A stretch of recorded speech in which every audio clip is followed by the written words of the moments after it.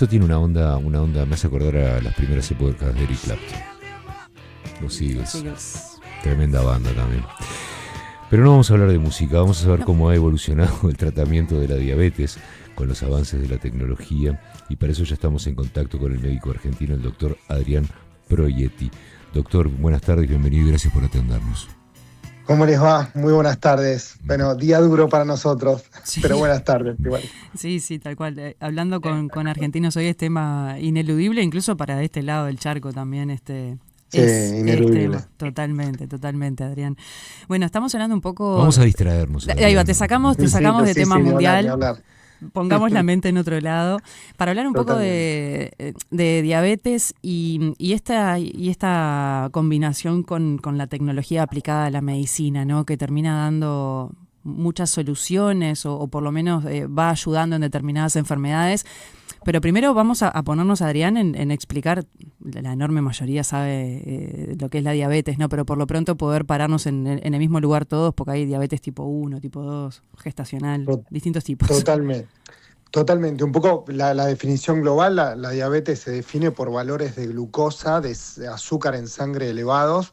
Hay valores de corte, pero que para tener el concepto es eso, azúcar elevado en sangre. Después hay distintos subtipos, los subtipos fueron definidos con números, esos números van a ir cambiando en el tiempo, se ha actualizado mucho todo eso, pero lo cierto es que hay como una grieta, ¿no? De un polo, la diabetes del paciente más metabólico característico, el que tiene sobrepeso, exceso de peso, que come mal, que es sedentario, etcétera, y que desarrolla la famosa diabetes tipo 2.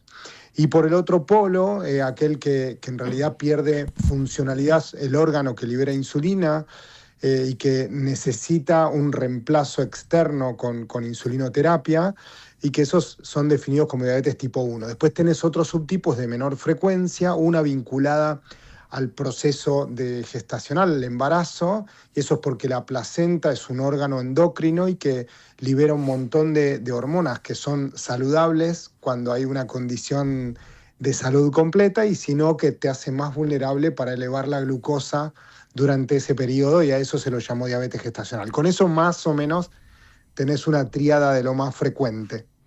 Doctor, hablando de esta enfermedad y en términos generales, ¿es una enfermedad de prevalencia regional, hablando en el mundo, ¿no? Porque uno a veces piensa en las diferentes regiones del mundo, en lo que tiene que ver con los hábitos alimenticios, en lo que tiene que ver con las diferencias culturales también, porque capaz que yo estoy equivocado, pero acá en Uruguay, por ejemplo, escuchamos hablar muchísimo de diabetes, no sé cómo es en Argentina, y quizás uno tampoco está atento a todo lo que está pasando en la medicina del mundo, ¿no? Pero por lo menos en lo que nos llega a nosotros de otros lugares del mundo, no la tiene tan presente. Bueno, es muy interesante lo que planteás. Yo te podría responder es que este tipo de enfermedad no respeta código postal, ¿no?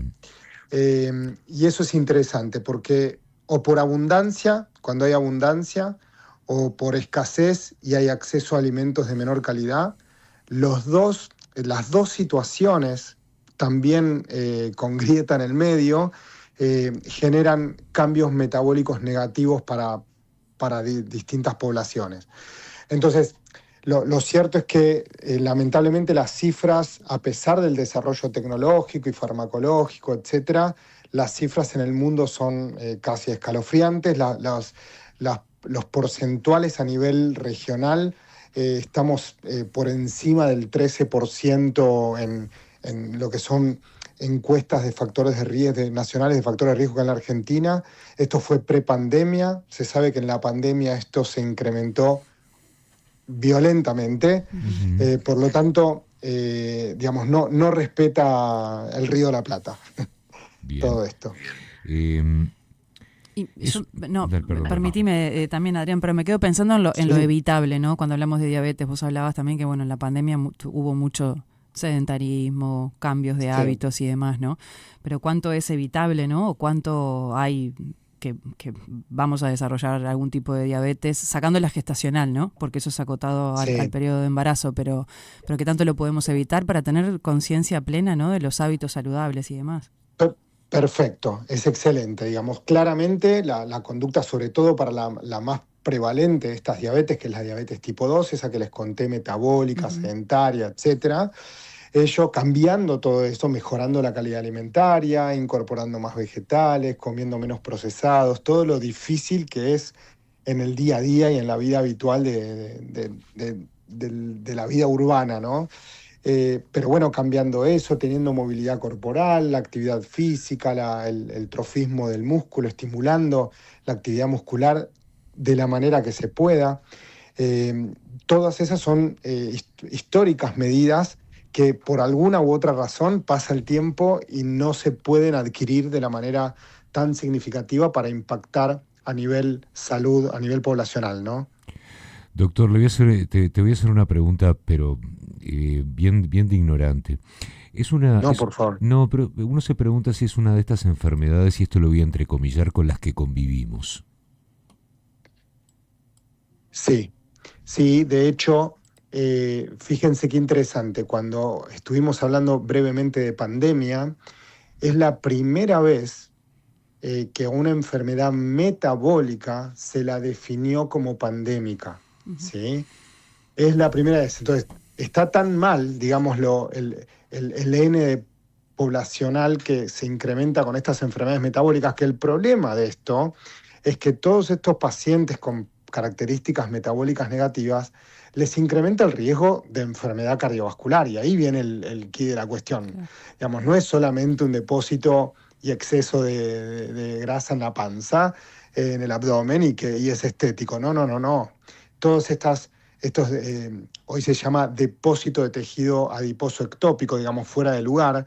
Todo esto genera inflamación vascular, inflamación a nivel corporal, se llama sistémico, por todos lados del cuerpito, y esto es lo que incrementa el riesgo de un evento cardiovascular con riesgo de mortalidad. Adrián, vos sos especialista en diabetes y tecnología aplicada a la medicina. Soy endocrinólogo, sí. Y en ese sentido, ¿cómo podemos pensar en esos dos componentes, ¿no? En la diabetes y en la tecnología aplicada a la medicina? Porque los tratamientos que hay ya son conocidos, ¿no? Insulina, fármacos y demás, pero ¿cómo echamos la tecnología aplicada acá? Perfecto. Hay dos cosas. La tecnología, el desarrollo farmacológico de última generación tiene involucrada la tecnología, y por otro lado son los dispositivos que se utilizan para visualizar en profundidad el control glucémico de los pacientes. Pero me quiero un poco comentar, en la última era de desarrollo farmacológico, algo cambió. Nosotros estábamos acostumbrados en diabetes a tratar y enfocar solo el fenómeno de la glucosa. Nosotros lo llamamos glucocéntrico, ¿no? Solamente mirás por una perilla, mirás la glucosa, la bajás y está muy bien, pero no alcanza, ¿sí? Y bueno, y así fueron toda la farmacoterapia, todos los fármacos que se han utilizado en diabetes, era eso, era bajar la glucosa y no mirar alrededor. Desde los últimos, diría, entre 10 y 15 años, hubo un desarrollo farmacológico significativo con aplicación tecnológica, donde se desarrollaron, en particular, nosotros tenemos algo que se llaman péptidos sincretínicos, unas sustancias que liberamos a nivel intestinal, que tienen mucho impacto no solamente en el control de la glucosa, sino en el control metabólico general, ¿sí? Impacto a nivel de saciedad en el fenómeno de ingesta, generan control de peso, esto naturalmente. Bueno, uno de los desarrollos farmacológicos más significativos fue aislar farmacológicamente estas sustancias y permitir hoy que con un inyectable semanal, que son los de la última generación, tener todos los controles múltiples, ¿no? Impactar en un fenómeno saciógeno para pacientes con cuadros de diabetes, obesidad, y que no lo pueden controlar, y que esto colabore en ese control. Entonces reducen el ingreso calórico, por lo tanto reducen peso, reducen inflamación, por todo esto también en estudios estos bien demostrados, y mejoran el control glucémico significativamente. Y como cierre y frutilla de postre, todo esto conlleva a reducir el riesgo de muerte por causa cardiovascular. Bien. Doctor, desde su especialidad, a las personas, sobre todo a los que confieso que no somos muy asiduos al médico, ¿cada cuánto tenemos que controlarnos esta situación?